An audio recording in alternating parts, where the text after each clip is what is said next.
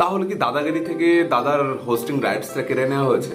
সম্প্রতি এরকমই কিছু জল্পনা সৃষ্টি হচ্ছে আমাদের নেট দুনিয়াতে। রিয়ালিটি শো ছিল দাদাগিরি, এতদিন ধরে উনি হোস্টিং করে আসছেন, হঠাৎ করে এই বছর সিজন 11-এ 2026-এ হোস্টিং রাইটটা দাদার কাছ থেকে কেড়ে নিয়ে কি দেবকে দেওয়া হয়েছে? এরকম জল্পনা অনেক মানুষের মধ্যে সৃষ্টি হয়েছে, কিন্তু দাদা ছাড়লেন বা কেন? আর দাদার জায়গায় দেবকে বা আনা হলো কেন হোস্ট করার জন্য?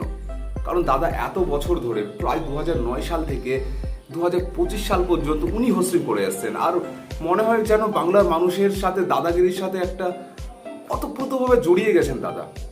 দাদা ছাড়া দাদাগিরি একদম মনে হয় যেন দাদা ছাড়া দাদাগিরির কোনো দিক খুঁজে পাওয়া যায় না।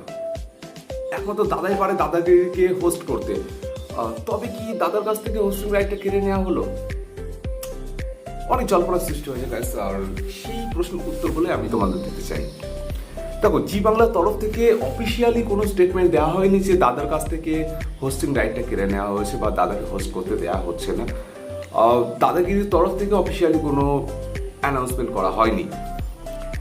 তো এবার দাদা দেবকে শুভেচ্ছা জানিয়েছেন যে দাদাগিরি রিয়ালিটি শোতে ওনাকে থাকার জন্য এবং নতুন কিছু পারফরমেন্স দেওয়ার জন্য, বেটার কিছু ইনভেনশন করার জন্য দাদাগিরির মধ্যে দেবকে অনেক অনেক শুভেচ্ছা জানিয়েছেন। আমার তরফ থেকে দেবদা অনেক অনেক শুভেচ্ছা তোমাকে, যে তোমার প্রতিটা মানুষের আলাদা আলাদা ট্যালেন্ট থাকে। তো দাদাও একই কথা বলেছে যে প্রতিটা মানুষের আলাদা আলাদা ট্যালেন্ট থাকে, আর আমি দেখতে চাই দেবের ট্যালেন্টে দাদাগিরিকে আরো উপরে নিয়ে যাক। এটা দাদা শুভেচ্ছা জানিয়েছেন। আর দাদা রাইটসের কথা, দাদা এবার জি বাংলার দাদাগিরি ছেড়ে স্টার জলসা একটা নতুন রিয়ালিটি শো, যেটার নাম হচ্ছে বিগ বস বাংলা, সেখানে উনি হোস্টিং করবেন।